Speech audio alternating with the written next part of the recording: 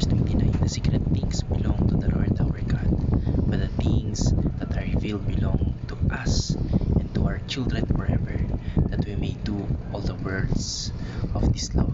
Magandang araw at tatalakayin pa natin ngayong araw sa ating daily devotion ay ang secret will. At ang una pong katuruan na natutuhan ko ngayong araw kay Pastor Russell Ocampo ay some secrets are hidden forever.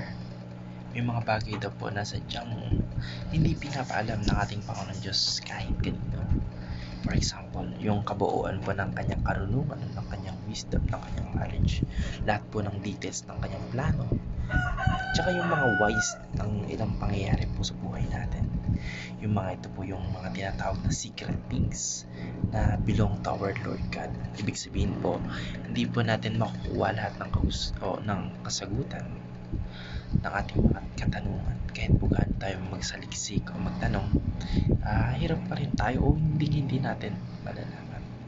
Dito po pumapasok yung ating faith na kahit hindi natin alam yung lahat, alam natin na siya po ay mabuti at makatarungan. Kapag may tanong po tayo na hindi nasasagot sa ating mga sarili o may mga misteryo o mystery sa ating mga buhay na hindi malinaw, it's a reminder na may limit po yung human understanding at may mga bagay na tanging ang ating Panginoon Diyos lang yung nakakaalam pakailanman. At ang natutuhan ko naman po sa pangalawang katuruan ni Pastor Russell Ocampo ay some secrets are yet to be revealed. May mga hiwaga po, may mga misteryo na hindi agad ibinubukas o inire-reveal ng ating Panginoong Diyos sa atin. Pero ipinapakita po niya sa tamang oras. Katulad po ng prophecies sa Bible. May ilan po na natutupad o may ilan na natutupad na at may ilan din pong darating pa lang in the future. Yung mga yun po ay parang sealed scrolls na unti-unti pong binubuksan. Sa personal level naman, may bagay tayo na hindi po natin agad maintindihan kasi maaaring hindi pa nire-reveal sa atin ng ating Panginoon Diyos, so merong best time para i-reveal yung bagay na yun. Kaya yung tanong pala lagi natin ay bakit nangyayari yung mga ganito?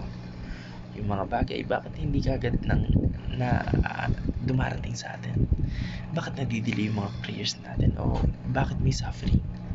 Pero in God's perfect timing, nire-reveal niya po yung purpose at dahilan. Dito po natin makikita ng ating Panginoong Diyos ay hindi lang nagtatago, kundi siya rin ay nagbubukas at nagpapakita depende sa kanyang tamang panahon. We must all bear in our mind that God's way or God's timing is the perfect timing.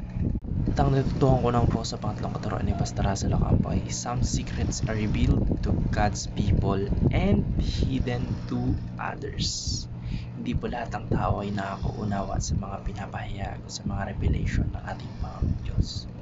For example, yung gospel po, simple lang, pero may yung para sa iba ay parang nonsense o mystery pa rin. Kahit anong basa nila, kahit anong intindi nila, hindi nila naiintindihan. Malabo pa rin. Pero sa mga pinili po o sa chosen ng ating Panginoon Diyos at may pusong handang sumunod, ibinubunyag niya po yung katotohanan. Kaya po sabi sa Deuteronomy chapter 29 verse 29, the things that are revealed belong to us and to our children forever. Ibig sabihin po, may mga bagay na pinigilit ng ating Panginoon Diyos para maintindihan natin at ipasa natin sa ating next generation, like yung kanyang salita, yung mga sinasabi, yung mga wisdom na nakuha natin sa Bible, yung kanyang kautusan, yung kanyang promises. Yung mga yun po ay malino na available para sa kanyang mga anak, pero nananatili pong hidden o misteryo para sa mga hindi willing magtiwala sa kanya. Yun lang po. Maraming salamat and God bless. Amen.